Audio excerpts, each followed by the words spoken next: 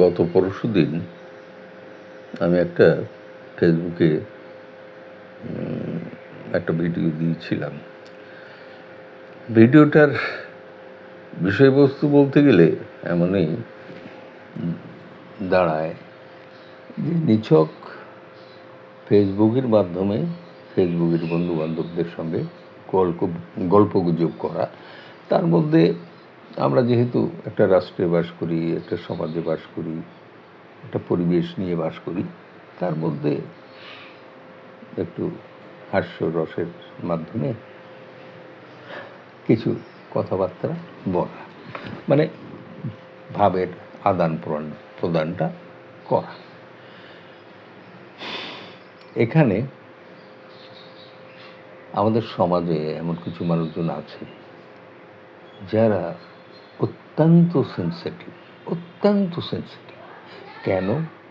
আমাদের থেকে এরা সবসময় একদম হরিণের মতন দৃষ্টি এবং সে ধরনের ধূর্ততার মধ্য দিয়ে পালিয়ে যাওয়ার পথগুলো এরা খুঁজে বার করতে পারে এবং এদের সন্ধানও থাকে। আমার মনে হয় আমি পরশুদিন যে ভিডিওটা করলাম তাতে আমি ওই নিছক হাসতে হাসতে বন্ধুবান্ধবরা কেমন আছেন, কি করছেন, এই করতে পারেন বোধহয় এই সময়, ঠিক জাস্ট এইভাবেই কিছু কথাবার্তা আমি বলছিলাম। এখানে এক মহিলা, আচ্ছা ওই আমি যে ভিডিওটা পরশুদিন দিয়েছিলাম সেটার একটুখানি আপনাদের একটু ধরিয়ে দিই।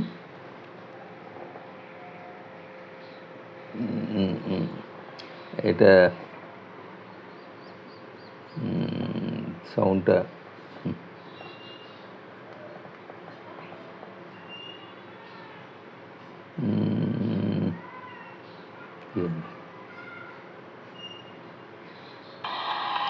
হ্যাঁ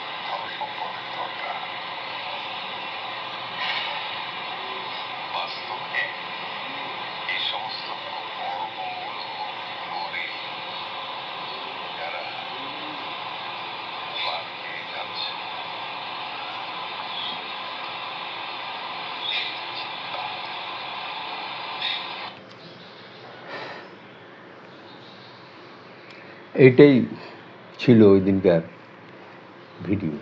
এই ভিডিওটাকে কেন্দ্র করে এক মহিলা এমন কিছু, মানে ভদ্রলোকের ভাষা না, অত্যন্ত নোংরা কথাবার্তা, এবং এই মেয়েটি বা এই মেয়ে লোকটি সে তার পরিচয় প্রদান করছে কীভাবে সেটা একটু দেখাতে পারি, যদি দেখাই সেটা।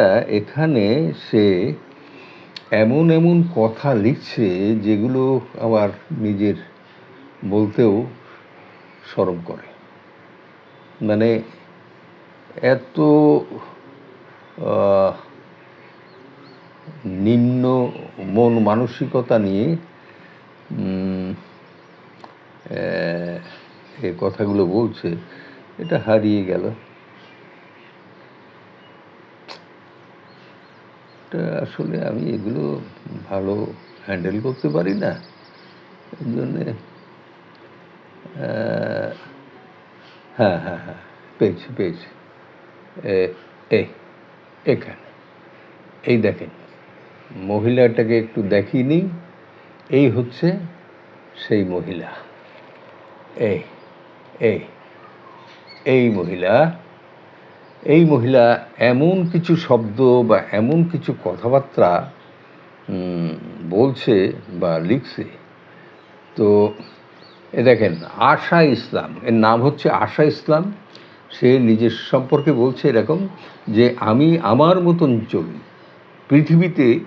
পৃথিবী ঘুরতে পছন্দ করি, দ্বৈত দ্বৈত নাগরিক আমি, রাজনীতিবিদ প্রবেশ নিষেধ।